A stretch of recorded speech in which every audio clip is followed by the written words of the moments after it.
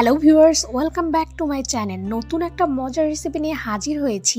এই সময় ইলিশ মাছ যেহেতু অনেক বেশি পরিমাণে পাওয়া যায়, এজন্য কচু দিয়ে ইলিশ মাছের মাথা দিয়ে একটা ঘন্ট করে দেখাবো। আশা করি এই ঘন্ট বা ভর্তা রেসিপিটি আপনাদের কাছে অনেক বেশি ভালো লাগবে। এজন্য প্রথমে কচুগুলোকে খুব সুন্দর করে ছোট ছোট করে কেটে নিয়েছি।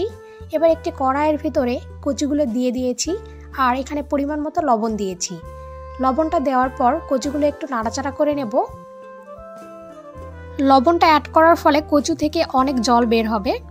খুব সামান্য পরিমাণ এখানে জল অ্যাড করে দিলাম। এবার ঢাকা দিয়ে দেব। 5 মিনিট পর ঢাকাটা উঠিয়ে নিলাম। এ পর্যায়ে কচু থেকে অনেকগুলো জল বের হয়েছে। এবার এখানে কাঁচামরিচ অ্যাড করে দিয়েছি। পরিমাণ মতো আমি কাঁচামরিচ অ্যাড করে দিয়েছি। এবার খুব সুন্দর করে হাতা দিয়ে কচুগুলো নাড়াচাড়া করে নিতে হবে আর ভেঙে ভেঙে নিতে হবে।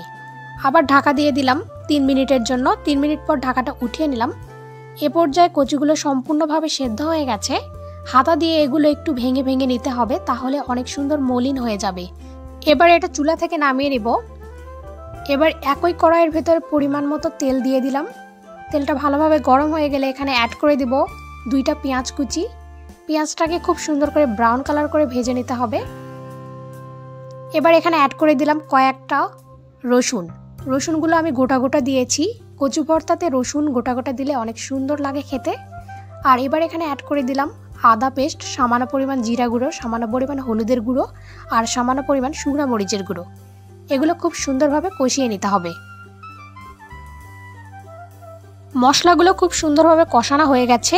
এবার এখানে অ্যাড করে দিব ইলিশ মাছের মাথা। ইলিশ মাছের মাথাটা আমি ছোট ছোট করে কেটে নিয়েছি। এগুলো এখানে অ্যাড করে দিয়েছি।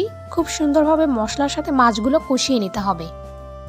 এবার এখানে খুব সামান্য পরিমাণ জল অ্যাড করে দিলাম। জল অ্যাড করে দেওয়ার পর মাছটাকে আরো সুন্দর করে কষিয়ে নিতে হবে। 2 মিনিটের জন্য ঢাকাটা দিয়ে দিলাম। এবার হাতা দিয়ে মাছগুলো ভেঙে ভেঙে নিতে হবে। মাছগুলো সেদ্ধ হয়ে গেছে, অল্পতেই ভেঙে ভেঙে যাবে। মাছগুলো ভাঙা ভাঙা হয়ে গেছে। এবার আগে থেকে সেদ্ধ করে রাখা কচু এখানে অ্যাড করে দিলাম। এবার কচু মাছের সাথে খুব সুন্দরভাবে মিশিয়ে নিতে হবে আর এগুলো এখন খুব সুন্দর করে কষিয়ে নেব।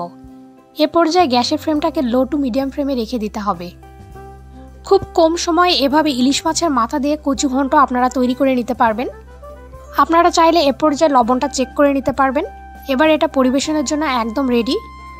ভিডিওটি আপনাদের কাছে কেমন লাগলো তা অবশ্যই আমাকে জানাবেন। আর নতুন নতুন মজার রেসিপি পেতে আমার চ্যানেলটি সাবস্ক্রাইব করতে ভুলবেন না।